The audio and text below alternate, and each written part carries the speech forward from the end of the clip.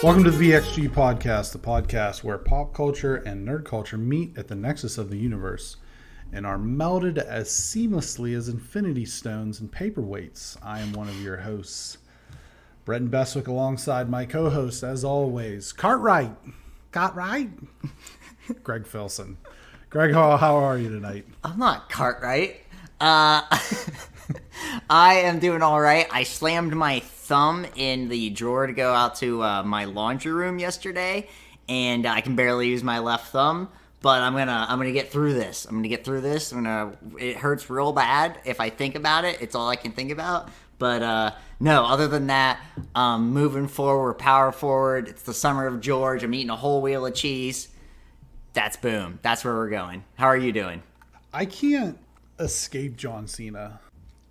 Did he show up to your house and just start speaking Mandarin? Well, no. What had happened was I was in the grocery store, and I'm in the line at the deli, and I look over, and there's this little fat kid, and I'm thinking 8 or 9, and he's got like this awful John Cena "You Can't See Me" shirt on, and he locks eyes with me, right? Okay. And maybe he's a friend of the program. I'm going to back the camera up a little bit just so you can see. He looks at me, right?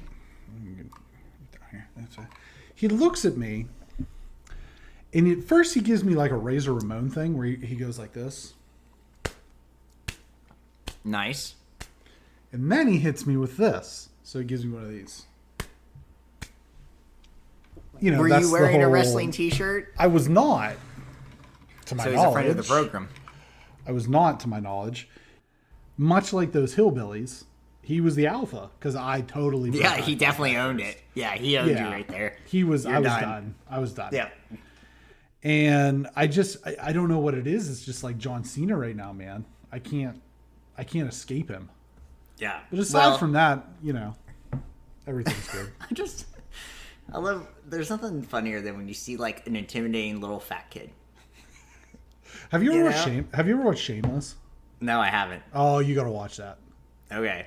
You have to. I heard it's really good. That. It's got it's Bill Macy in it, right? Yeah. Mm-hmm. Yeah. Yes. All right. Yeah, it's the earlier seasons are funny, but there's a little fat kid in it named Chucky, and so not like Chucky like the doll, but like that's just his name. So whenever I see a fat kid, he's just automatically a Chucky to me. So, I mean, in some people's eyes, I'm probably a Chucky because maybe. I mean, you're older though. That's different. I will just say the one thing is like there are intimidating like skateboard kids out in California. Really? Like 9-10-year-olds, and you're like, yeah. They're like cool. You're like, do they was like not form this up cool. into like a gang of street toughs? You know, not necessarily street toughs. Just like they come in, they ride their skateboards. They're like way better at skateboarding than I would have ever imagined being. And they got like their blonde hair, and they're wearing their cool like skate stuff. And you're like, oh, this kid's cooler than I ever was, and is like owning the room. I'm just gonna let him do his thing. Him do his thing. And then they hop off their board and do a fucking Fortnite dance, and I would shoot them in the face. I haven't seen anybody do that, but they have a good. They have like the right amount of like, you know. I had like a certain amount of like, yeah, there's a good amount of pizzazz, but I think it's only a West Coast thing. Like that doesn't play on the East Coast. No, you don't see that. You ride your skateboard in some room and like, you know, Pittsburgh, someone just kicking you off your skateboard. Yeah, 100%. So, yeah. Social media accounts to follow us on Facebook.com, BXG Podcast, Instagram at BXG Podcast, Twitter at BXG Podcast, Instagram at GTFeels at Y2B, YouTube.com, BXG Podcast for video. Social media scoreboard needs updated from what I have here because we've been doing some trivia lately. Although I will say that I was a little bit disappointed with the responses to the Loki trivia for this week. The folks failed me. I will say that. Clarifications and corrections. Patissa is the name of Jabba's Rancor in Return of the Jedi. DJ Outro confirmed that Jillian is not, in fact, with a soft J. Well, I mean, Jillian Flynn spells her name with a G, so it might be Gillian. Well, yeah, I just said that we would. We would confirm there. Yeah. Yeah. Finally, the correct pronunciation is, in fact, Caribbean, is the correct way to pronounce that region and that word, is it is derived from a group of indigenous people known as the Caribs. So there you go. Related to the Care Bears. I don't think that's accurate. Well, we'll see. We've got a robust offering tonight. It's a tall boy 6-pack. It is. There's a lot of movie news. There's a lot of game news. What with E3 being right around the corner this weekend, and also, of course, the Summer of George continues with another guest this week. But we lead with the new Disney Plus Marvel series. Indeed we do. Loki series premiere. The God of Mischief returns in his very own 6-episode Disney Plus story. Loki, up seconds after the trickster god steals the Tesseract and escapes in 2012 via Avengers Endgame, he is immediately apprehended by the Time Variance Authority, the TVA, which I love. While being processed through his trial, Loki learns the purpose of the TVA, which is to keep the sacred timeline moving and eradicate time variance to prevent multiversal disruptions. Loki escaping with the Space Stone is one of those variants. Agent Mobius, played by Owen Wilson, wow,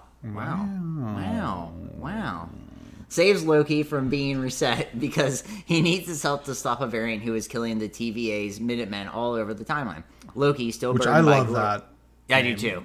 Yeah. Yes, I love that. Loki still burdened by glorious purpose. Initially is oppositional, but after seeing how his own timeline unfolds, as well as learning Infinity Stones are useless in the TVA, begins to warm to the idea of helping Mobius track down the killer variant, who he reveals is none other than Mephisto. Just kidding. It's Loki himself. The episode ends with some Minutemen being slain in a fiery death by a hooded figure that we are left to assume is some other version of Loki. What'd you think, Brenton? I didn't really love it, if I'm being honest. The comedic chemistry between Owen Wilson and Tom Hiddleston was on display, and I thought that was very well done. I mean, I think we know that Owen Wilson's a funny guy based on many of the roles that he has played throughout the years. He has that sort of charisma that can carry a film. There were definitely aspects that I liked. I just thought that, I don't know, we've had the conversation, at length, that the future of Star Wars is potentially, at least for now, on the small screen. I don't necessarily think that that's true of Marvel. I think Marvel needs to stay on the big screen. I mean, WandaVision was good. Falcon and the Winter Soldier was fine-ish. And obviously it's the first episode, so there's a long way to go. But, I felt overall, I left, my initial reaction after leaving the episode was, this needs to improve a great deal for it to be on the same footing as WandaVision. I don't disagree in the sense of more needs to happen, but this is the thing where this is a storyline I don't think any of us really thought we were going to get. Post Avengers, I don't think we knew there's no way any of us thought, we're going to get a Loki series or even a Loki, a movie or anything like that. Loki would probably be in a storyline or something like this, but we're getting our Loki series. He's a very popular character in the comic books and in the movies. That's what he is. He's just he's a trickster. And I think what I liked about this is that, he couldn't do his tricks, and he kind of comes to this realization that he does kind of need to help out. But then he is still going to figure out a way to trick them or do something to make this evolve into whatever these are going to. And we can't do everything in the first episode, and this is 6 episodes, and we weren't sure where Falcon the Winter Soldier was going by the 6th episode. You know what you're getting and things like that. So I think this will particularly get us. It wouldn't surprise me if this is what leads us to more of the X-Men thing. I think one of these things was eventually going to lead us to X-Men, and it wouldn't surprise me if this is the one where we get a little more X-Men vibe. The thing that was funny to me is that Mobius is Owen Wilson, and that character is a very real character in the comic books, and just shows up as he's essentially a lawyer. In the comic books, he's a much different looking character than Owen Wilson. He's very scary looking in the actual comic books. that was like a funny take on it. Is like they just made him like they made Owen Wilson just look like any other guy that would work at like an organization like this, suit and tie. He's got the gray hair. You know, I wasn't sure what we were gonna get. I like what we did with what they did with the first episode. I agree with you. I think the thing is, I think we both have the same thought at the end. Like, they need to make it a lot more to happen going in the next 5. I just liked it because I forgot how much I actually enjoy Loki as like a character in things. And maybe it's because I just got done watching the first Thor 2 days ago. Yeah, sure. And he's so great. And I mean, anytime Loki's like a main character, and Tom Hiddleston just really has the Cheshire grin that he has is so perfect. It really is, and they even bring it up in this episode. Like, you're smiling while you're killing people, and he just has, like, that perfect face for this character. And even if you go back in the comic books, it's weird. It's weird when they hit these characters so perfectly. And we've said this before, but I think, like, Tom Hiddleston is right up there with, you know, Samuel L. Jackson. Is like, they look like the character that the comic book character, you know, looked like. The second variation of Nick Fury. Yeah, right. The first one looks more like me. Right, exactly. Yeah. But the second variation of Nick Fury, which I think they were kind of, that's kind of what they were going for. But, you know, you can say that, I mean, Robert Downey Jr. looks like freaking Iron Man from the 5th. I mean, like, that's later from the 60s. Like, they do look like these characters. And there was something about having Loki back. I think there was also something about having space back after we were just grounded with Falcon and the Winter Soldier that kind of made me happy. I liked having space back because we know that's where these movies are going, especially with kind of, you know, what we know is happening in the near future with some of the movies.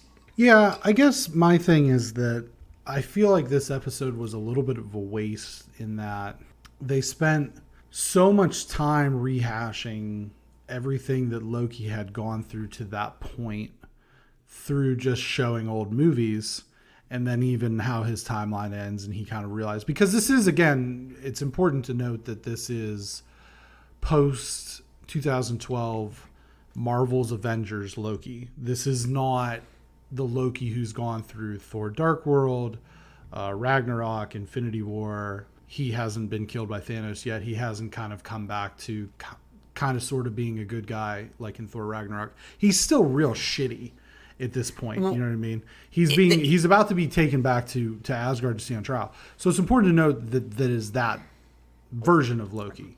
It's that Loki via Endgame, though, just so people understand. Yeah, like, it's him going back. I mean, anybody that listens to this and cares about has obviously seen Endgame and see what happens there. But so I do think that it's important to point that out, that is why he's handling this situation that he's being put in the way that he is because he just lost a war for planet Earth, like literally seconds prior to this show starting. But using all of the clips and everything like that, I felt like that. Now, I will say that the almost Schoolhouse Rock explanation, like cartoon of that was amazing. What the TVA was really funny, and I thought that was very well done. But I felt like they could have just shown that and then done like all the clips as almost like a featurette. Sure. That could have been like some type of prelude to the series and not wasted an episode on it. Because that's the thing is I feel like this episode was just kind of wasted on the thing I will say is that Tom Hiddleston is an executive producer on this show. He is, yeah, I saw that. So that is like that's a key to this is like you're gonna get a lot of like trying to make Loki, you know, likable or, you know, sympathetic. You're going to try to, like, do that with him being the executive producer. And this will eventually gear us to something. I do have a feeling the next episode is going to be a trip. I really do. Now that he's going to be chasing himself. Right. That's going to be, I mean, that's what we're going to get. And it built up to that. So I had high expectations with this show. This was, of all the 3 that we knew we were getting, you know, last year, this was the one that I was, like, Falcon the Winter Soldier, I like knew I was gonna love. WandaVision, I was not sure what I was gonna get. This one was just like, well, I know what I'm getting from Loki, and if it's that, then I'll be satisfied. But you know, we'll see. We'll let episode 2 kind of decide. I think episode 2 is gonna be a key episode. I mean, well, obviously we're gonna watch all of them, but I think episode 2 is definitely a key episode of whether this will be good or meh. I really do. I guess the other thing too is they've put so much hype behind this with saying things like, well, the story for Loki is going to have major implications across the entire Marvel Cinematic Universe. It's like, well, it's a timeline story, so. Right. And, they acknowledge multiverse stuff and things like that. So, I mean, we all knew we were trending in that direction anyway. Yeah. But I don't know. Like I said, I felt the episode was kind of wasted in that they just spent so much time rehashing the past. And I thought that they could have done a little bit more with kind of showing, maybe explaining like what the TVA gets into like on site, because we did get like the scene with Owen Wilson in France or Spain, 1500, something like that, with like the little kid with the bubble gum or whatever. So we did get into it a little bit. I just felt like maybe they could have done a little bit more with that and focus a little bit less on, or the other one being that they showed Loki in like the 60s or 70s as this like famous criminal who was more stuff like that. Yeah, DB Cooper, man, that was I love that. That was so great. DB Cooper is such like this like legend, and for him to be DB Cooper, he's like, well, I lost a bet to Thor. Right. That was great. Right. I think that they could have gone with a little bit more like that, because and I just watched. Well, I started to watch Thor: Dark World, and he makes the comment as Odin is telling him, we're just like the humans, we live and we die, and he says, plus or minus a few thousand years. So he's been up to this sort of shit for a long time. Right. Give us more of that sort of thing. I think we will. Well, I think that's what we're going to get with the chase. I think that's the build up to the chase. And we have 5 episodes, and these are probably, I didn't look at the timeline on how long each episode is, but this one was 50 minutes. They're all around going to be between 45 and an hour, I think. Yeah. I thought this episode flew by though, as for me. So I'm, if that's the case, and we're probably going to have more of like him just chasing things down, which is a pretty cool idea. And I don't believe there's any sort of canon to this with the comic books. I could be wrong. But I wasn't. Yeah, I don't think so. Like I did like a cursory thing. I wasn't super huge in like that realm of comic books when I was a kid. I read some Thor, but I still just don't believe this is a super canon device for this. All the characters are, but it just isn't in itself a storyline, a canon thing. But I'm still excited. Like this is just the first episode, and like we say, this is our tagline for the Marvel until they let us down. I mean, obviously we've talked. We're going to do extra episodes the next 3 months for reviewing the Marvel, the MCU to this point. Phase 2 is kind of a garbage pile. Phase 2 is not great except for one movie. Outside of Winter Soldier, it's kind of rough. It's a lot of just really average. But it was still better than most other things, and we'll get into that. That's the thing. I think that's the deal with it. Phase 1's so good though. We will get into that, but Phase 1 is very good. Yeah. I mean, the episode in and of itself, some good laughs. I mean, I just like Owen Wilson just tickles me, man. You know what I mean? He's perfect for this role. Perfect. It's so fun seeing him on the screen. So I'm looking forward to more of him. And the character Loki has always been fun. So I'm sure it'll turn out just fine. I just thought that they could have made some better storytelling decisions with this particular episode, but it is 6 out of 10 for me. I think 6 out of 10. 6 out of 10. Yeah. Yeah. Well, that's what it was. They had a "what'd you think of this episode" scale on, I don't know, IGN or whatever, and that's what I put. It was 6 out of 10. So room for improvement. Number 2, Bad Batch decommissioned. The batch is sent by Sid to another famous Star Wars planet, Corellia, to retrieve a tactical battle droid, which contains information on how to defeat clone troopers, who are of course now in the service of the Empire. The clones are about to retrieve their bounty when 2 other individuals attempt to make off with the droid's head that contains all the data. The other 2 thieves are revealed to be Trace and Rafa Martez, 2 Clone Wars characters of some prominence. The Batch and the sisters work together to use the tactical droid head to summon an army of battle droids to cover their escape. Back on the shuttle, Hunter gives the sisters a data stick Tech had copied before the droid's head was destroyed. They turn They, in turn, present this information to an unknown figure who they describe as fighting the Empire. Who could it be? It's Ahsoka. Yeah. I did not. That's not revealed. That was just. Yeah. I didn't like this episode. To me, this was like a really? collar pull. Yeah, I just didn't like it. I thought it was just like, this was them kind of just doing the same thing, but just, I liked it, I think the thing that bummed me out was like we got to see like a side of Ahsoka. I wish we just didn't see. That was like a bummer to me. It was let me give you the basis for why I think that is who it is because through the... Well, I think it is too. I thought that... I literally said this when I was watching the episode. I said it just in the passing. I'm like, it's Ahsoka. In Clone Wars, the sisters... Okay, so I'm not sure if it's in Clone Wars or Rebels, but Ahsoka leaves the Jedi Temple and like goes off on her own, which is a little bit of a misnomer because in The Mandalorian episode 5 that she shows up in season 2, the episode's called The Jedi. She's technically not a Jedi. She was trained to be one, but she never finished her training. These sisters are who takes her in. And so that is the basis for my belief that is who that character that they're talking to is. If it's somebody else, it's going to be wild. Yeah, if it's somebody else, that's awesome. I don't know. This episode just like... I don't know. It's just... There was nothing that got me with it, I think, was biggest thing. It's like cool to get like another like droid. That's fine. But there was nothing... The action was okay.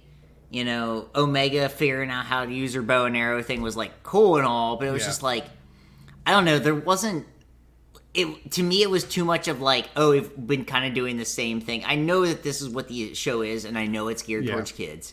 Right. I understand that. But to me, like, it was almost making like kids seem stupid. Like, okay, well, here, we'll just give you the exact same episode, but something slightly different. And you're going to like this because of... that's how I felt. To be fair, that's a lot of what the shows that we watched when we were kids were. And I don't... Right. And that's the thing where it's like, I'm a 36-year-old man-child saying this. And not, a 10-year-old kid. 10-year-old me is probably like, holy crap, this episode is amazing. And so I'm judging it as this. I still think this show is like... I still think the show is very good and looks very cool and has like a good storyline. I just my own thing is I really wish it wasn't as many episodes because I think we're just going to get too many episodes like this.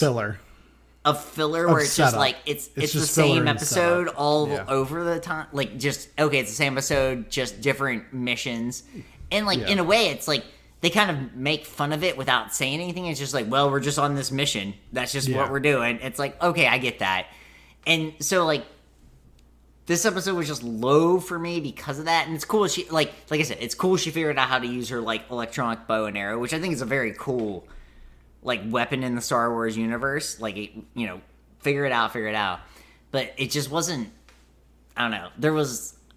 It was one of those episodes like when it ended, I was like, okay, cool. Let's get the next one. I think a lot of this episode was to get Trace and Rafa involved because they're characters of some prominence from previous shows. But I don't think that they're actually like super popular characters. Like this isn't like bringing back like Ahsoka or Darth Maul or something like that. These are just, kind of whatever characters. I mean, this episode felt very fillery to me. Like you said, the action, it just seems, and I know that I'm beating a dead horse at this point, but it just seems like Wrecker's dumbass gets knocked out once an episode and comes to and is like, oh, I gotta help people. Yeah. You know what I mean? It's just like, he's like nails on a chalkboard to me, but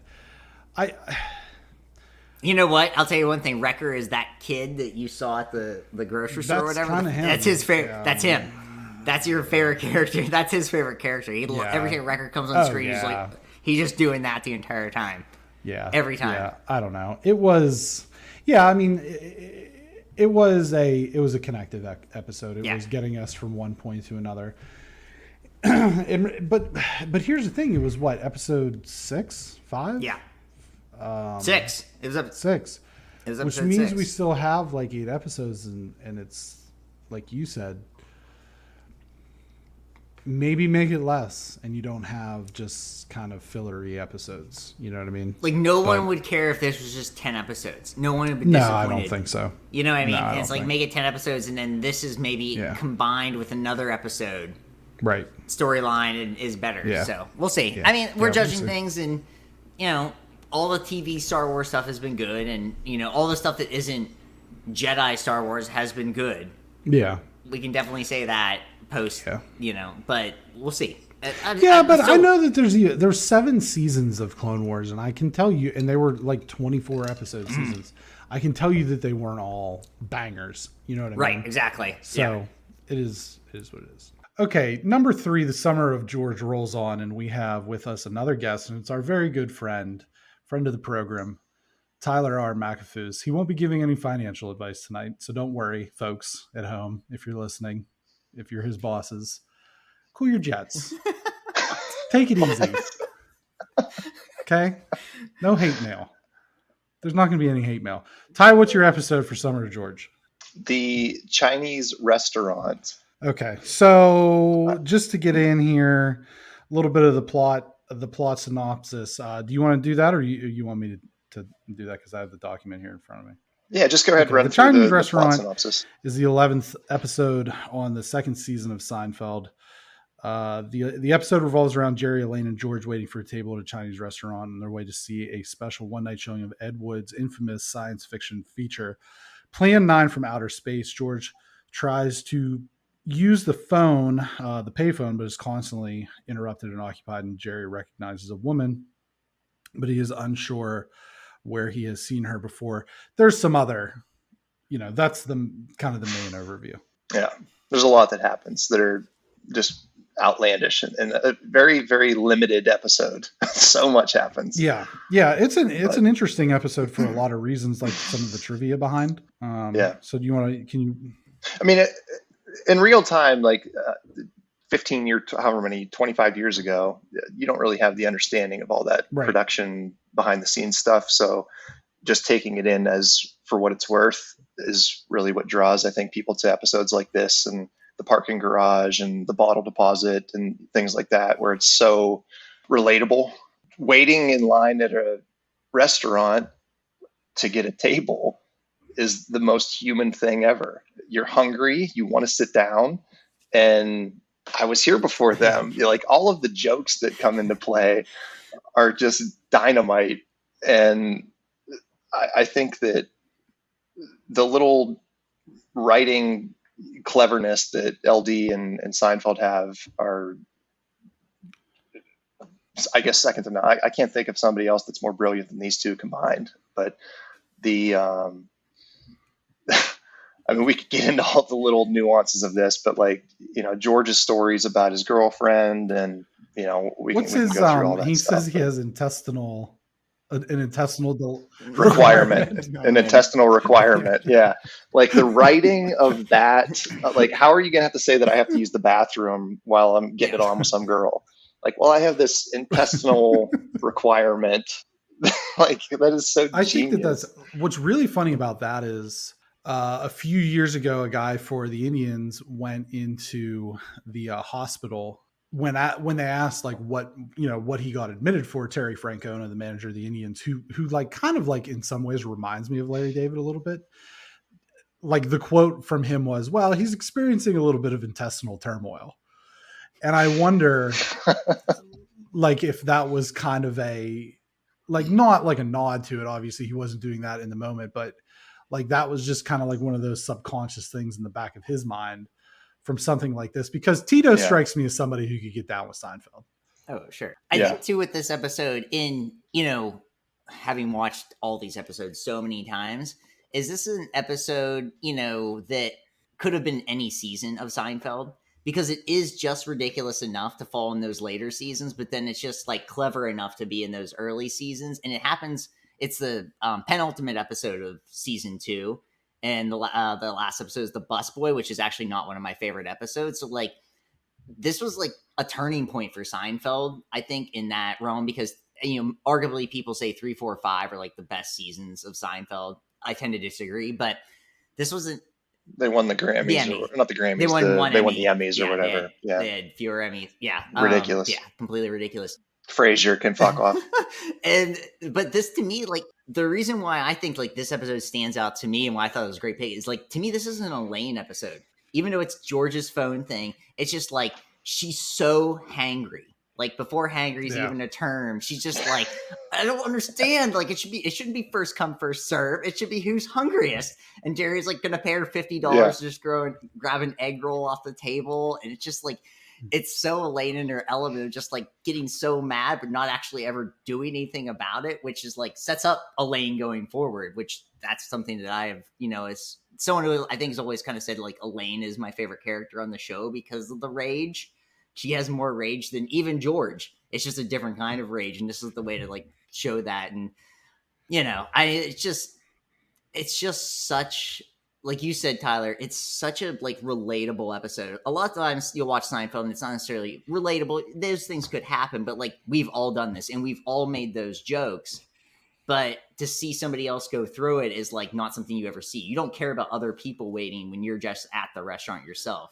And that's what made this episode so great. Mm-hmm. Yeah, there's things like Kramer going to the track and winning 30 grand and then getting mugged on the subway and then a blind guy turning out to be a cop. And it's just like, oh, that's kind of cool. But like, I can't relate to that. That's just like, whatever.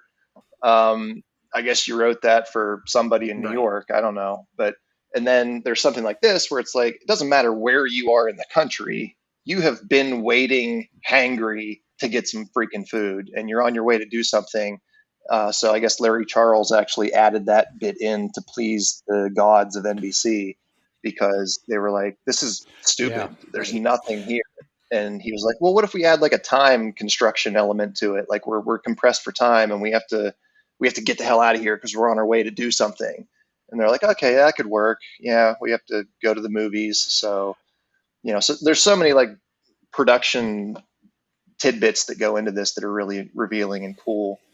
Like Larry David saying he was going to quit the show if they had to make any drastic alterations. You're never going to know that 25 years ago, but like the big Cartwright. That's who's Cartwright? There was a guy that was I'm Cartwright. You're not Cartwright. I know I'm not Cartwright. But somebody, I don't know if it was a writer or somebody revealed that Cartwright was kind of like a Costanza rhymes with Bonanza. Yeah. And the Bonanza family was actually following the Cartwrights. Yep. So I don't know who would ever figure that out or know that, but yeah, that's something that a couple of things about this. Michael Richards not in this episode. One of two Kramer-less episodes, the other being The Pen. Another great episode. This episode, as you kind of mentioned, Ty, is set in real time. There's no scene cuts. It's in the restaurant the entire time. Now, I don't think it's one continuous shot because they do. Yeah, there are cuts. It's just not a scene cut. So they're not just. It's not like Birdman or whatever that Michael Keaton movie is. And then, as you both kind of mentioned, the executives at NBC initially wanted to make a litany of changes because they thought it lacked an involved story. I think the audience would be disinterested. Like, have they ever seen Seinfeld? And then this was, like a quote, and I'm paraphrasing here because I saw this, was Jerry had said that this was kind of the episode where the executives kind of just had to say, we don't understand what you're doing here, but you've had enough success with it to this point that we're just going to let you do what you need to do. And I think that kind of plays a little bit into what Greg said, where it was like, this is kind of like the moment where things started to go just completely off the rails, because like the later scenes, as we mentioned in last week's episode with the chicken roaster, they're just complete insanity. You know what I mean? And I think that this is sort of like Greg kind of alluded to, kind of like a turning point for that, where the executives acknowledge that we don't necessarily understand what you've got going on here, but it seems to work. So we're going to just roll with it, which is funny because like, we say so often on this show, make something new, but everything is so overproduced at this point in terms of just media in general. Oh, they're just trying to They're just trying to hit a mark. Yeah, Yeah. they're just trying to, yeah. And so I think the odds of something like Seinfeld coming along that's just truly clever in a way that is very original is like the odds of that happening are basically slim to none at this point. I don't know about that. I mean, Vince Gilligan with Breaking Bad. Well, I mean, I and guess from Better a Call comedic Saul. standpoint. Yeah, I guess that's Because the other thing being I is still you don't know that can't I joke agree with about that. anything these days. So I don't know that sitcoms is maybe the what's the term for the like the venue or the Sure. medium that you're going to see that in. But like people like Bo Burnham or actual comedians, putting up like stand-up comedy routines are still coming up with original content and putting in a lot of thought. So like Bo Burnham puts songs together and it's like an actual entertaining hour-long performance that is really well thought out, and there's a storyline to a lot of the material and everything. But that's just one example that I can think of. Eric But Andre, it's like original. It's very much his own, and I would, no one's. I don't think a lot of people would ever say like Seinfeld is the person they look to, because a lot of times Seinfeld was just like so understated. He doesn't swear. He doesn't talk about anything dirty. There's nothing about his stand-up that like is what you see with most people, except for like a few guys out there. But I think subconsciously there is always a Seinfeld element with anyone that's in like our age group that does stand up, whether you know it or not. Just the observational humor is always kind of there with most people. And this is like, and to go back on this show is like, that is, to me, this is the most observational episode you can basically have. I think it is the most observational episode of Seinfeld, where it is literally Brian Regan's another comedian that does that kind of stuff, and he has a new thing that came out. It was amazing. I totally agree. And it's just like one of those things where it's just like there's something about using observational humor that he is, I think, the king of that. And for people to use it and not necessarily even know it, because you're not stealing anything. Everybody is stealing from everyone. That's Jerry stole from people. Everybody, you're always doing it, as long as you don't blatantly do it like some comedians have. But that's like, like you said with Brian Regan, it's just like Brian Regan's the closest we have to Jerry Seinfeld. He's just a little bit more, he's animated. Jerry is not animated when he does stand up. It's almost like Brian Regan went to mime school or something. Yeah. Who's the dude that just went to rehab? John Mulaney. John Mulaney. Yeah. I know he's a lot like Seinfeld. Yeah. Yeah. I don't know. Yeah, Chris D'Elia went to rehab for a different reason. Yeah. I guess my point is less comedy in general with like stand-ups and what have you is just, I just don't think I think the odds of us getting a comedy, a sitcom, yeah, a TV show, basically a week in, week out, this is what it's going to be. I mean, we really grew up in a time that was kind of like a renaissance for that, because it was really big in the 70s, with like Archie Bunker and all that. And then like it kind of got real family focused in the early 90s with like Family Matters, Step by Step, Full House, all that stuff. But then, Seinfeld and Friends, and then roll that into like The Office and things like that. We really, I mean, I think kind of a golden era of television comedy. Yeah. Well, like Louis C.K. had a really funny sitcom TV show, but there was also, you could tell like it wasn't just like his jokes. Yeah. Like there was definitely like a production quality to it that was substantially higher level than Seinfeld. It wasn't just the comedy. Right? It was, yeah. So it was a different kind of show than Seinfeld, but like that's probably like the closest thing you're going to get is like somebody going picking a funny comedian out and saying like, hey, why don't you just make us a show? But like we're going to also have our hands all over it. But like another funny comedian said, it's like, well, you go ask a farmer, you can farm, can you cook? Mitch Hedberg. I think it was the other way around, asking you to cook. Oh, good, you can cook. Can you farm? Yeah. Good stuff. That's a good point. Yeah, that's it. But back to the episode. I mean, Cartwright. So probably the main reason I picked this episode is Nikki had never watched Seinfeld, my Mrs. McAfoose. The big thing that led me to pick this one was, as we're watching through like the first few seasons, she hasn't made it through all 9 yet, just because she's a busy lady. She also goes to bed at 5:00 in the afternoon. Yeah, she sure does. So we made it through like the first 4 or 5 seasons, and when George said for $50, I'd put my face in their soup and blow. She did what Greg's doing right now. I mean, she could not contain herself. She peed her pants. She cried on her face. I mean, it was ridiculous. So that's a memory that I'm gonna have for the rest of my life is her hearing George say that he would blow in someone's soup for $50. Having the experience of watching this show, like, because I'm doing the same thing with Jamie, it's incredible. Their first impression. You know, I mean, how old was I? I think I started really watching Seinfeld when I was like 8 years old. So like in the moment, season 4 maybe. And it's just like, I don't remember how I reacted. I just knew that I liked it. And it's like, to go and do that, it's like, that's funny, you're having the same experience. It's just like, holy crap, I'm seeing someone actually experience this at like an age too, where like you're going to get a lot more of the jokes than even with the innuendo and stuff. And it's like, this is incredible. So it's like, it is a treat. I mean, you and I have watched this show more than probably most people. More hours than we've slept. Oh yeah, it seems like it for sure. And it's like to watch somebody else experience it for the first time. It's like, holy cow, this is one of those great episodes. So there are so many like just funny one-liners in there that you don't think about when you've seen it 70 times, and then you see somebody just laugh, like you said with the soup comment. It's so good. Well,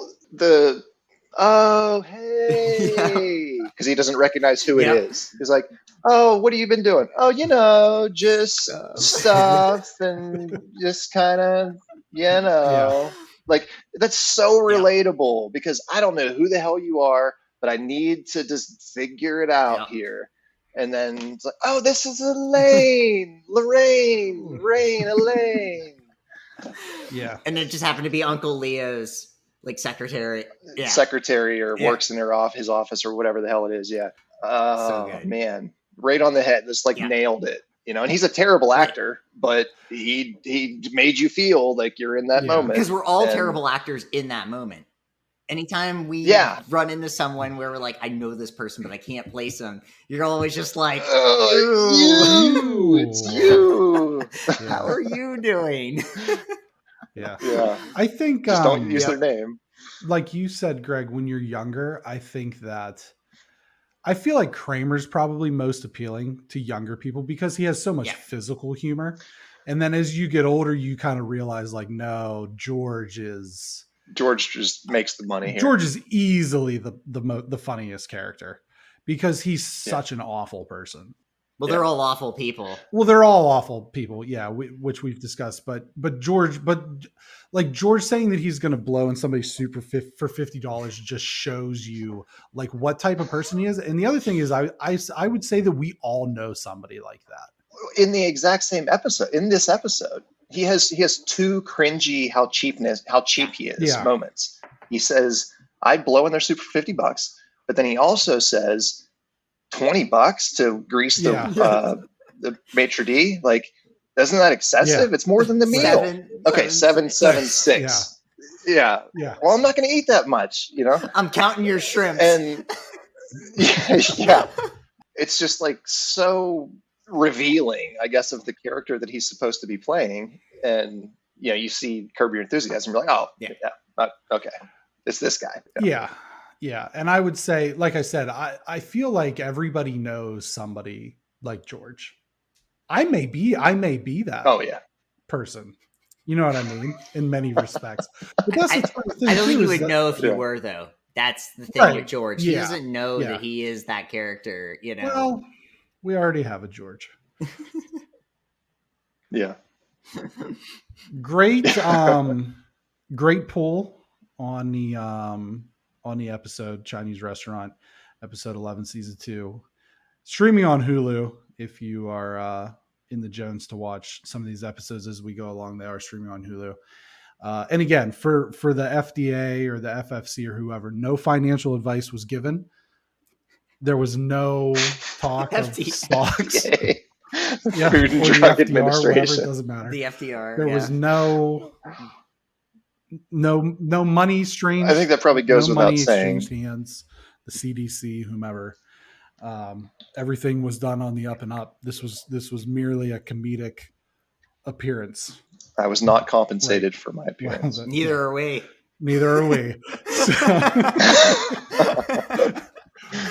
All right, buddy. Thanks for coming on. We Thanks, Ty. appreciate Good it. seeing We'll you, talk buddy. to you again. Yeah, you too, bro.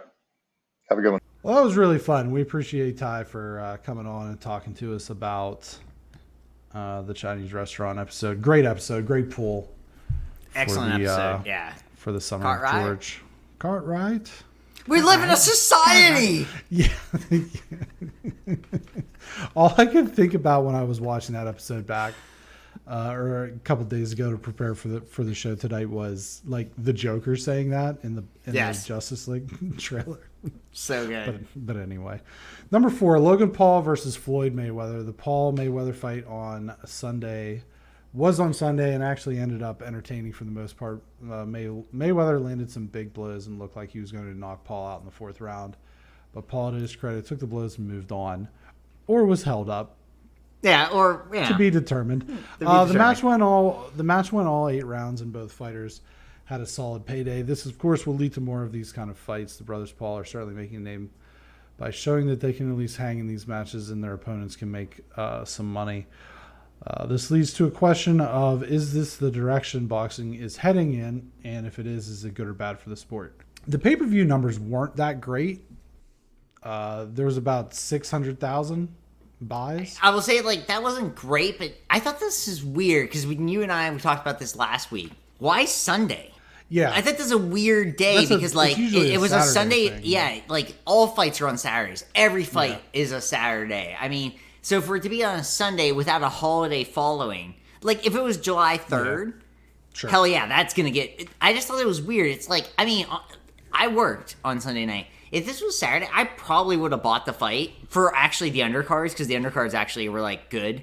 Chad Johnson was on the undercard. Yeah, like, I would have watched those undercards and had a good time. I mean, like, it was, what, $50? I mean, I've spent more for less in boxing, 100%. 100% of the time I've spent more for less. But that was the thing that was weird to me. It's just, like, why was it Sunday? Because it's not like, there was nothing Saturday happening that they were like, oh my God. It wasn't like it was, the NFL playoffs or anything. There was nothing countering it. So I think that's part of the reason why. But, it's a retired boxer, essentially, and, a Paul brother, which gets some clout, and people are excited about that. 660 is not great, and I know that people are asking, you got 8 rounds. You got some boxing. You got exactly, if you have followed boxing at all, you got exactly what you probably expected, which is Floyd Mayweather is... not going to get hit. Not going to get hit ever. Just isn't going to get hit. I honestly believe that Floyd Mayweather could be in a little tunnel that's 8 foot wide with a truck coming at him, and he's not going to get hit by that truck.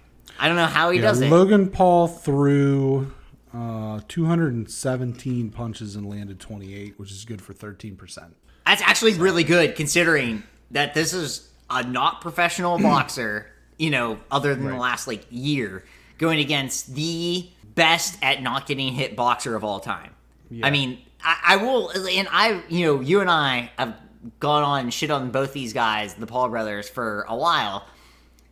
100% kudos to him. I know Floyd Mayweather is way past his prime and stuff like this, but to hit Floyd Mayweather flies have trouble landing on him.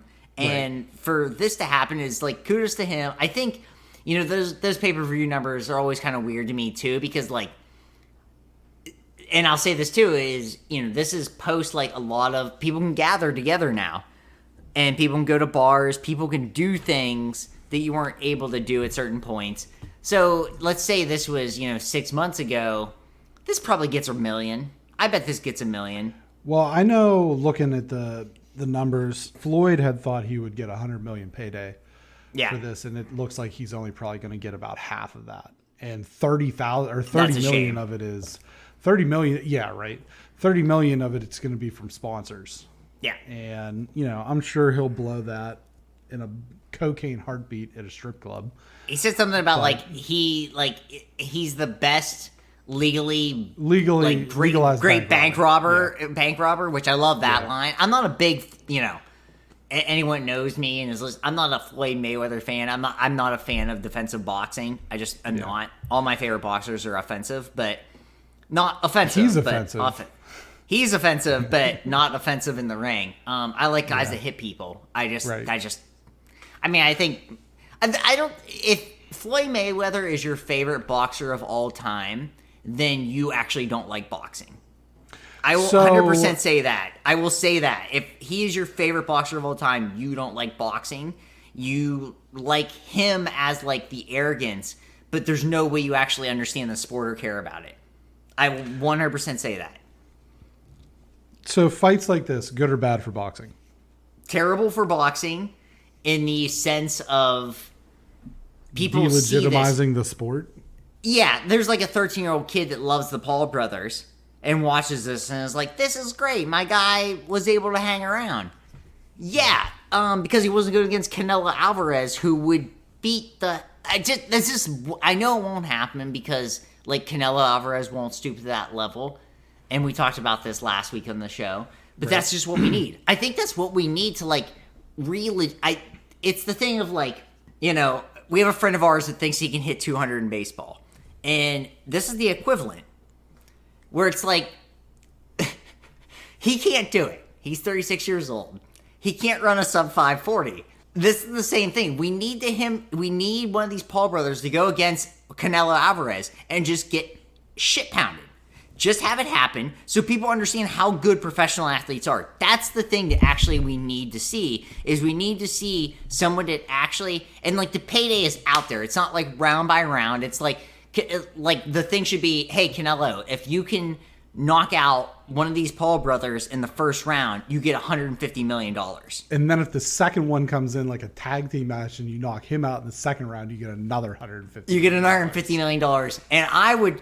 That fight could be $200. I'd pay for it. I would love it. If it lasted 60 seconds, I'd be like, money in the bank. Because that's what we actually need in boxing. Because, like, boxing is such a pure sport in the essence of, like, without all the crap that happens. And boxing's so, oh my God, it's so corrupt. It was probably my third favorite sport growing up. I love boxing. It was baseball, basketball, boxing. All the Bs. Triple Bs. And it's fallen to the wayside because it's so corrupt. But and it's also this thing where like people don't think it like you have to be talented to be a boxer.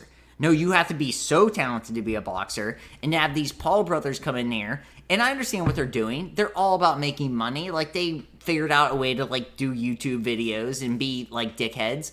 And I get that. I mean, and they're not good people. But they figured this out. And I just think we need something like that. And there's got to be like some billionaire out there that cares about something like this and be like, I'll give you like exactly what you said, Brendan. That's what we need. And to me, Canelo Alvarez is the guy to do it because like, you know, he's not American. So I think there's something about that because you can't have an American. There's something to like, it would be not American to be like the capitalist in this. It's like, bring this Mexican guy in here who just wants to box and wants to show how powerful he is. He would destroy him. And so I think it's bad in boxing in a sense. I think we're going to get more of this until something like this happens. Until somebody that is of renown and is actually good at it right now comes in and says, I need to put an end to this. Because then it will stop. If Canelo Alvarez literally like, you know, a year from now decided to do a boxing match with them and then, you know, one of these frauds came in there like this and just saw like one of these Paul brothers get the shit beat out of them, which was exactly what would happen, they'd be like, no, I can't do this. I don't want my like brain cells getting messed up because of this. Because that's what would happen. I think that people just need to not pay for it. Well, you're always going to pay. People will pay for anything, though. But that's the thing is, like, thing. You have to kind of like, if you don't want to see this, don't pay for it. With this particular thing, it's like, okay, Floyd Mayweather, blah, blah, blah, blah. And it's like people pay for this. And they didn't pay for it as much as they maybe would have under different circumstances. Right. But if you want this stuff to go away, make it not lucrative for these guys. Like, I don't want to see Floyd, you know, fight whoever. Just because he's retired, it's not going to count against his record and he just wants a payday. Don't pay him. Don't pay the Paul brothers. You don't want to see the Paul brothers ruin boxing. Then the two options are either a real fighter beats the brakes off of them, one of them, both of them, handicap match for all I give a shit, or you don't pay them. Right. I mean, the kid, I joked in our group chat that the kid earned my respect because he wore a $150,000 Pokemon card as a necklace to the ring. Like, I actually thought that was actually pretty fucking cool.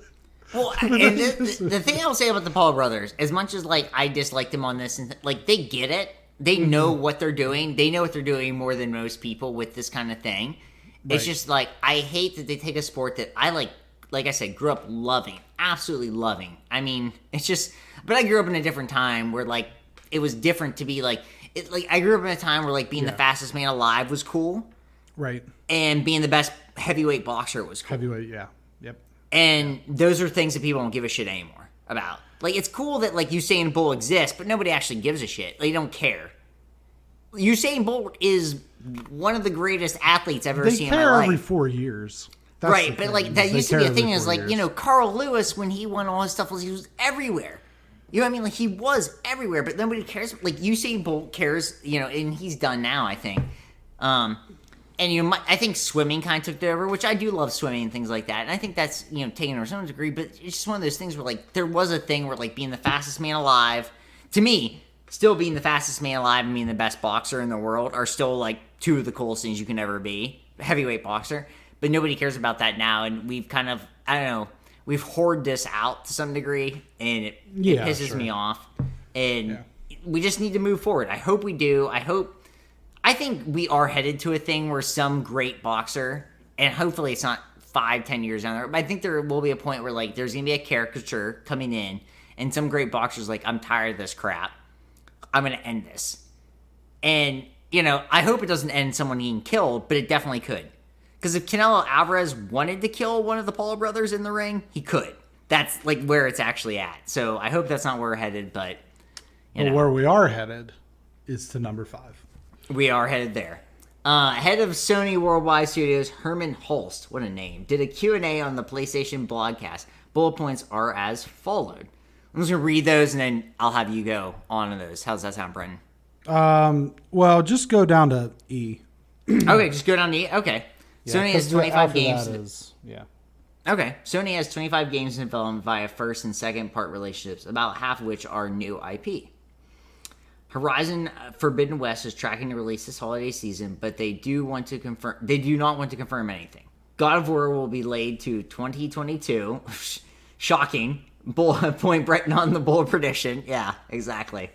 Sony will continue to focus on engaging single-player campaign-style games, and on E, the next 3 games from first party after Ratchet & Clank will be cross-gen. Horizon, Gran Turismo 7, God of War, and Hull said it will still be too soon to leave behind the 110 million PS4 owners. Ooh. I find it weird that they say that they're developing 25 games in development when they are like Team Japan Studio got like, it didn't get shuttered, but it got like really reorganized. They shuttered some studios in England, in Europe, things like that. Herman Hulst used to be the creative head of Guerrilla Games, which is in, I know, I said the Netherlands, I think, maybe Denmark. It's in one of those countries. So he's very European. I think that the main thing here is like everybody knew. I don't think God of War was never going to make this. Amsterdam, thank you. God of War was never going to make this year. It looks like for Horizon, it's probably not going to make this year. So that being the thing there, I don't think that it's any surprise that Sony's going to continue on single-player campaign-style games because they sell very, very well for Sony. And people can complain and bitch all they want, but they keep buying these games. Yep. You know what I mean? Days Gone is too much like The Last of Us, too much like Horizon, too much like Uncharted. It's like, well, it's the same thing as the boxing thing. If you don't want it, if you want change, you got to vote with your wallet. God of War, Horizon started as a PS4 game, so I'm not as bummed about that being on PS4. I don't really care about Gran Turismo because I'm not going to play it. God of War being cross-gen kind of bums me out because it's like, I spent this money on this new console for what? if you're just going to bring all the games to the old ones. So it's very clear that they're not. I understand the argument of there's 110 million PS4 owners and we don't want to leave them behind as a business decision. But this is the first time they've ever done this. They've never gone cross-gen from PS1 to PS2, PS2 to PS3, PS3 to PS4. It's never been a thing. So it's just a little disheartening. Like I bought this machine to play a PS5 exclusive God of War. So it's just kind of a bummer from that standpoint, because I just don't think, because people ask me, they'll be like, when do you think that we'll be able to walk in to Walmart or Target or GameStop or Best Buy or whatever and buy a PS5? And my answer is it doesn't fucking matter, because all these games are coming to the old consoles. And, Ratchet, obviously not being one of those. Ratchet & Clank is a true PS5 exclusive. It is currently downloaded onto my PS5, and I will be playing it the day that this podcast drops. I can't wait. It's getting really good reviews. We'll do something. I'll do a review of it maybe next week, because I anticipate it's probably pretty short, and hopefully by next Wednesday I'll have it pretty well in the tank. But yeah, it's just kind of a bummer to think, like, because the other thing too is people are saying, well, you can't find these systems anywhere. They've sold more PS5s at launch than they did PS4s, and they didn't do this with PS4 and PS3. At some point, you have to leave the old hardware behind and make shit for the new thing that everybody's paying all this money for. So it just kind of sucks. But anyway, as someone who has not been able to get a PS5, I 100% agree with you. I'm just like, I download a game today, I'll talk about my thing. It was like, I got it for the PS4, and like, whatever, I'm just like, it's gonna be a PS4 game, and that's what it is. And I just have to stick to the fact, it's not a game. The new version, I think, is probably just gonna be a PS5 game. I don't know yet, but I was like, okay, I'm just gonna play this on my PS4, and then when the PS5 version comes out, and if I have a PS5 at this point, I'll get that, because I actually just played it for 30 minutes and I loved it. I was all in. But I want to, get in it. Like, that is weird. Like, why placate the things? Like, you screwed up. You screwed up, but there was also a lot of other factors in play with it. But it's just like, make games available for the system, because people went out of their way to get this system. This was not, like you said, this was not something you just happened on. I wasn't walking down the street and like, oh, there's 10 PS5s in this place. That's a bummer. That is a bummer. Yeah, it's just time. It's just time to make games for the new systems. Just do it. It's the new system. Yeah. Do it and make them exclusive. And people have to wait. They have to wait. Yep. That's life. Yep. Other news in the week ahead of E3. 2K E3 plans seemingly leaked. Contains Borderlands and a Marvel game, as well as an early in development action game. And as we reported back in February, CD Projekt Red was the subject of having their servers hacked and information stolen and sold at auction. According to IGN, these documents are now being leaked to the public, including video montages to pre-release bugs. A scintillating tweet by a CDPR producer confirms the montages are real and were collected by QA and developers through years of development. Rumors suggest Ubisoft is working on a mashup of The Division, Rainbow Six, and Splinter Cell, all Tom Clancy properties. Battlefield 2042 officially announced coming in October. The game will feature 128 multiplayer on PC and new consoles, with 64 player on current gen consoles. Not E3 news, but news that impacts gaming and electronics. The U.S. Senate passed a bipartisan bill titled the U.S. Innovation and Competition Act that will spend $200 billion in the tech industry, including $52 billion directly to boost production of semiconductor chips that are impacting the production of PS5s, Nintendo Switches, Xbox Series X, as well as other products, including the new Ford Broncos and the F-150 trucks. I thought you'd like that. There about the I'm actually considering not getting my Bronco, because I got an email the other day where they're like, we may not get it to you at your timeline. And I was like, then what the fuck? Like, if I'm not going to get the Series 1 of it, I know it sounds like weird, and this is a very like first world problem, but if I'm not getting the first edition of it, Do I want it? Like, I don't, sure. like, that's where I'm at. I know it sounds weird, and this is not gaming things, but just for you to throw it in there, I just throw that. I may just, like, get out of it and just get a Jeep. Because there's no difference to me at that point. Right. I don't really have much, like a ton to say about all this. This is just a lot of news that came out this week. Yeah. E3's this weekend. There's going to be showcases there's going to be a Nintendo Direct. There's going to be Microsoft and Bethesda. There's going to be Square, Capcom, Ubi. I think EA is doing something on their own. The only people who aren't there, the only big player that's not there is Sony. I would imagine that they're going to do their own thing soon. Within the month to just kind of lay everything out.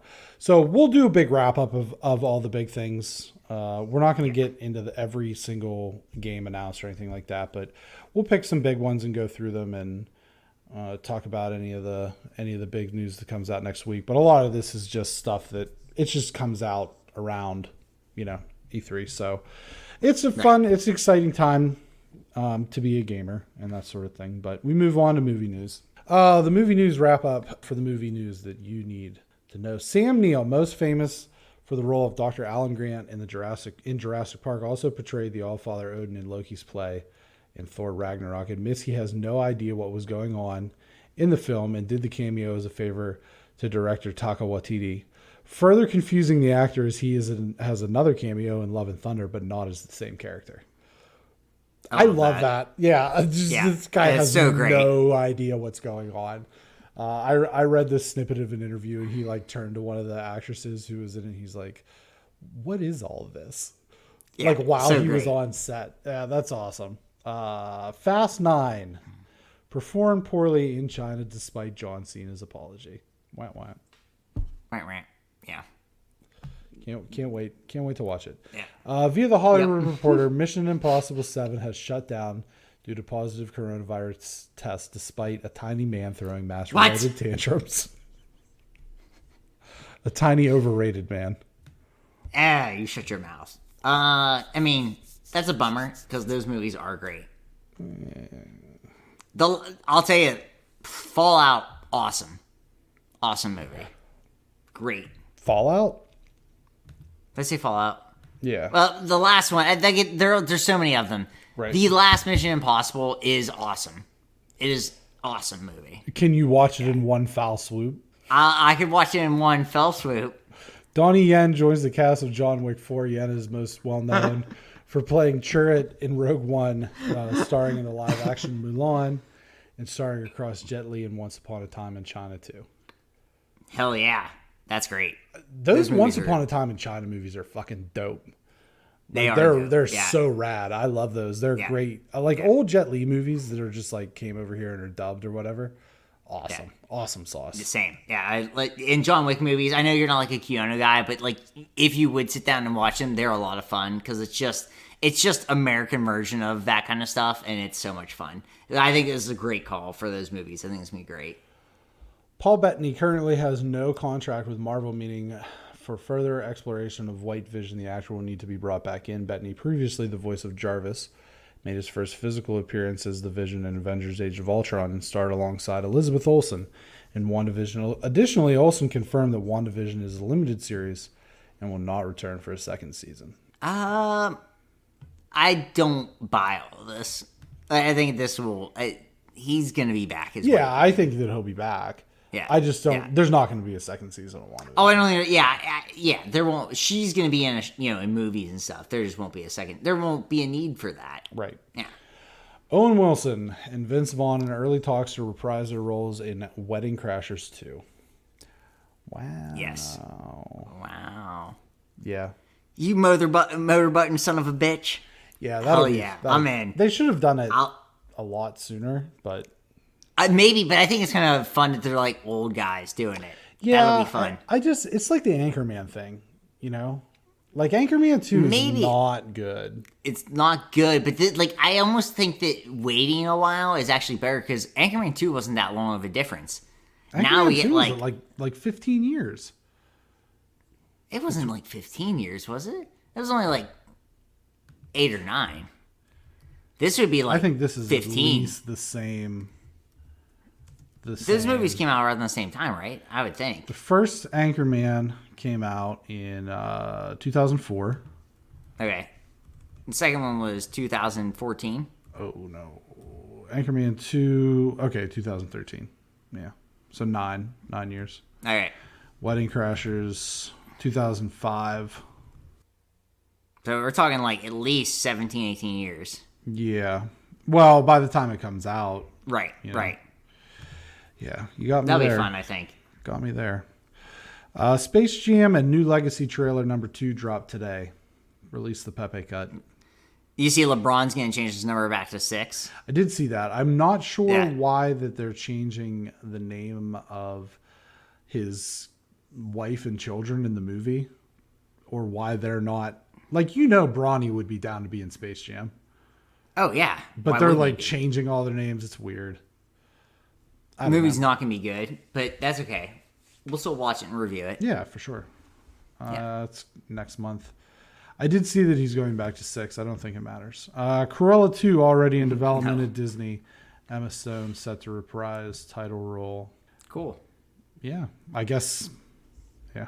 Christina Ricci joins the cast of Matrix 4. I thought this was already done. I thought Matrix 4 was done. Yeah, I thought it was done too. That when I saw this, I was like, okay, unless it was just they decided to like put that out there. Yeah, I don't know, but apparently it's not. Rob Zombie has said his next film will be a reboot of The Munsters, and that would be fucking weird. It'll be so weird. I'm stoked.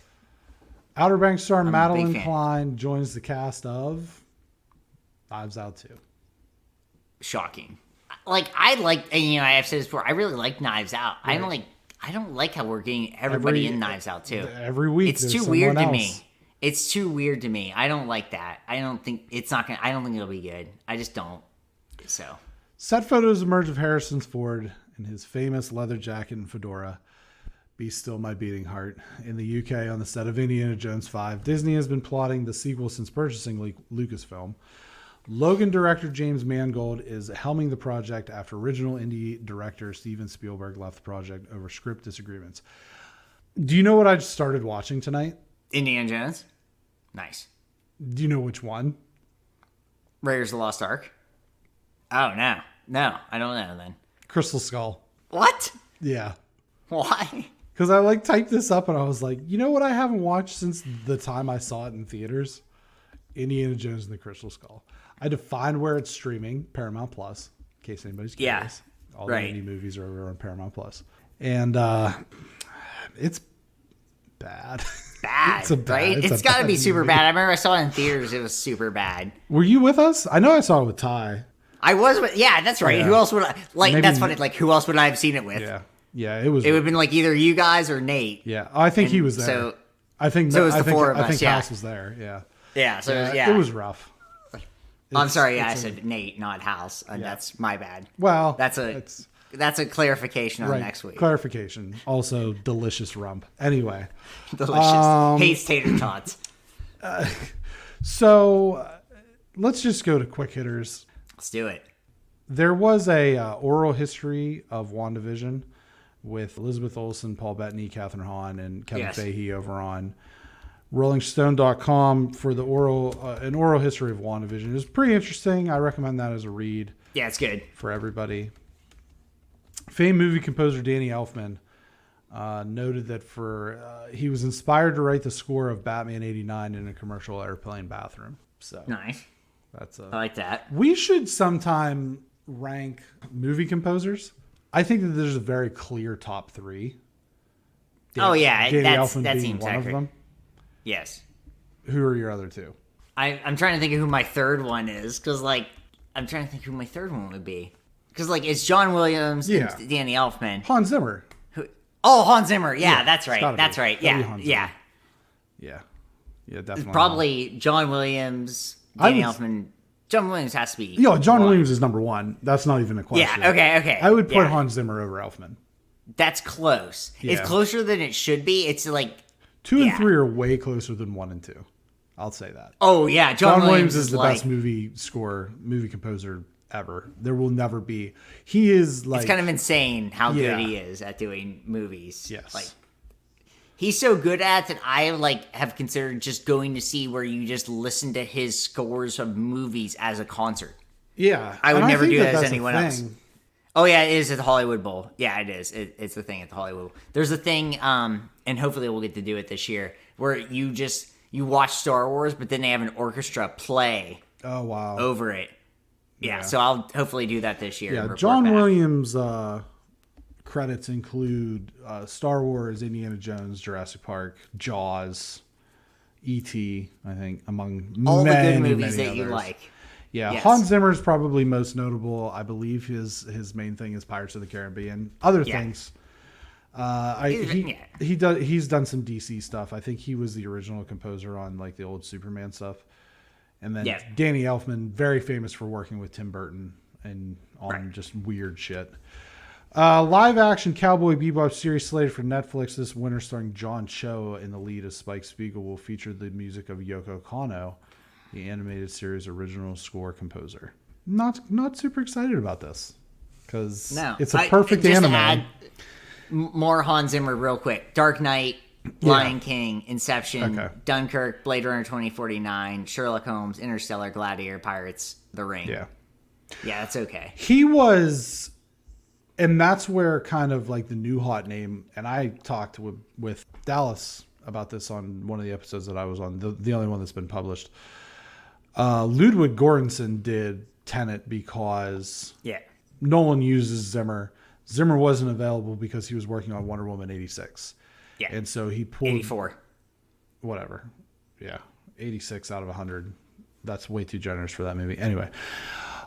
He pulled Ludwig Göransson to do Tenet. Ludwig is famous for Black Panther, the Creed movies, Mandalorian, some other things. All of the he's the producer behind all of Childish Gambino's albums. Yes. And he looks like Weird Al. Like he does. Yeah. You know, It's very funny. He looks like he's definitely like Weird Al's illegitimate son. Cowboy Bebop series. I'm not. We don't need it, right? Just watch the show. Just watch the animated. It's perfect. It's perfect in every way. Sea snot outbreak is threatening the beaches of Turkey. The slimy sludge consists of green and gray algae and poses a serious ecological threat via blocking out UV lights, UV sun rays that would down to the nope, no good on this. Right. Just another reason not to visit Turkey or the ocean in general. Well, that's more of a sea area, right? Yeah, it wasn't a sea. Yeah, that's a sea. One of the seven. The Black Sea. It's the Black Sea to the Aegean Sea. There's so many more than 7 seas. Yeah, well, there's a lot of... like 30. It's just that it's probably like the key seas, you know? It's the 7 key seas. Do a little recon. What are the 7? What are the 7 seas? The 7 seas include the Arctic, the North Atlantic, South Atlantic, North Pacific, South Pacific, Indian, and Southern Oceans. Those are all oceans. Those are all oceans. The exact origin of the phrase 7 seas is uncertain, although there are references in ancient literature that date back thousands of years. No. Pick seas. Figure it out. Scientists. I'll tell you what. Here's what we're going to do. Here's what we're going to do. We're going to rank seas next week? Yes. We're going to power rank seas. Here's what we're going to do is you can earn yourself some bonus social media scoreboard points if you are able to come up with what the 7 seas actually are. Cite your references as well. Don't use Wikipedia. And also, just as a bonus point, name your favorite Great Lake. Erie. That's my favorite Michigan. Great Lake. Michigan sucks. Actually, it should be Lake Superior because it's Superior. Media recommendations. I have a big week on media recommendations. I guess I'll go in order of like why I went this direction. Get out of here with this. I got more of the sneeze snot thing. It covered up my recommendations. John Mayer had a new song out. It's amazing. It's Last Train Home. It's like an 80s montage video too. And the song kind of has that. There's a guy playing bongos. It just makes me excited for John Mayer's new album, Sob Rock, in July. That's great. What's the date on that? Had me go July 16th. Okay. I believe. so it's just like that makes me excited, and you know, it ended up like he had the 7th highest debut on Spotify, which like is insane because he's, you know, not a like currently like popular musician or whatever. So good for him on that. That was awesome for me. Made me feel good. I watched a movie from the 90s called Dark City, which is like super gnarly. If you've never seen it, Brent, you would love it. It literally looks like a graphic novel come to life. There's no one like super famous in it, but it just really is gnarly. You know, there's no sunlight. You're trying to figure out what the heck's going on here. There's, you know, maybe some sort of alien thing, but it's really good. Super gnarly. Really enjoyed that. My buddy Andrew from the restaurant gave me his copy. We watched The Great Escape with Steve McQueen. Mm-hmm. I've never seen that movie before. It's probably a one and done, even though I love Steve McQueen. Bullet's one of my favorite movies. It's beyond 3 hours, but it's very good. World War II. It's just a really intense movie. And then to go into like now, you know, where I'm at is last night we watched Rush. I don't know if you've seen it. It's directed by Ron Howard. It has Chris Hemsworth and Daniel Bruhl, so a little Marvel Zemo. Connection there. Yeah, that's Baron we get Zemo. 2 Marvel characters. It's super good. I mean, it makes your palms sweat. It's a Formula One racing movie set in the 70s. James Hunt is Chris Hemsworth is James Hunt, and Daniel Bruhl is Ricky Lauda. If you know anything about race, not Ricky Bobby. But it's a really like solid movie. I remember when it came out, people recommended it to me. I just like it was such a small movie, I couldn't see it at the time. But it super got me into racing. So now I've heard people talk about the Formula One show, Drive to Survive on Netflix. I'm 4 episodes in on that now. Incredible. I don't even think you have to care about Formula One, the storylines, the like all the money and stuff. It's a lot of fun to watch. I care about racing to some degree. I actually like always kind of grew up with that. And then it made me purchase last year's F1 on PS4 for $15. And that is awesome. I did it for 30 minutes today before I got in there. I felt like I was doing a driving simulator. It's like, I'm too old to race. I'm too old to get in a car and race, but I can do this. And had a great time. So that's what I'm going to do. I'm just going to like race cars on the F1 track. Just get after it. Hey, you know, Lewis Hamilton was like the 6th highest paid athlete last year as an F1 racer. He made like $65 million. So yeah, a lot of racing content. But Formula One is fun. I have watched it here and there. They go really fast and ride actual courses. It's not just left turns. So you're like shaking your head in disapproval. Yeah, 100%. Why? Have you beaten The Last of Us yet, Greg? Of the what? The Last of Us. No, I have it on my. I haven't. I need. I'm gonna go something now. different. I'm gonna go now. I need something that I can just play in like little parts. You can though. play That's it where in I'm little at. parts. Okay. Yeah. Okay. Oh well, do Just that. don't be then. a bitch. I'm not being a bitch. It got me pumped. I get in these things. I got caught up in the racing thing, so I had to get after it. I needed that thrill, Breton. I needed that thrill. I can't race cars. I hate racing games. That's like the one genre game that I just will not play. I can't. This fucking was like stand, fun to me. I can't fucking stand racing games. Really? What do you have against them? Yeah, I bought when I got my PSVR, I bought it with the Gran Turismo Sport bundle because that was like just the cheapest bundle. And I unboxed it and I got in my car and I drove to GameStop and I traded in Gran Turismo sight unseen. They're like, you can't trade this in because it's still in the shrink wrap. And I said, I just don't like. I don't. It's too bad. I like racing games. I just like don't. racing games, I don't like. I guess I prefer like kart racing games, like Mario Kart, or Oh, I like Mario Kart too. Yeah. like Crash Team Racing or whatever, stuff like that. I just don't like. I'm not a car guy. Like I don't give a shit about cars.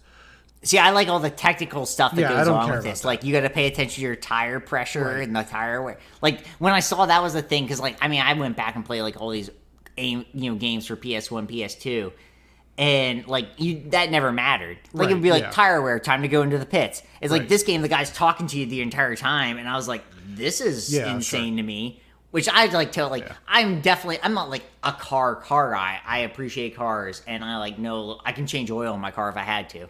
I can't legally do it where I live, but it was fun. But I will. Yes, Last of Us. Yes, I'll do that. I will do that.